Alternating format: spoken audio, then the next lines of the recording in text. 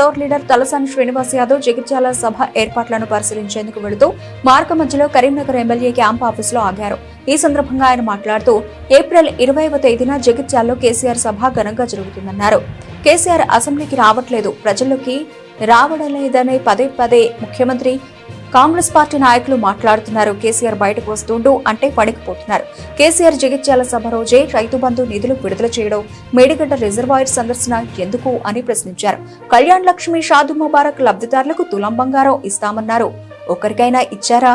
మహిళలకు నెలకు 2500 రూపాయలు ఆర్థిక సాయం ఇస్తామన్నారు. ఏమైంది అని ప్రశ్నించారు.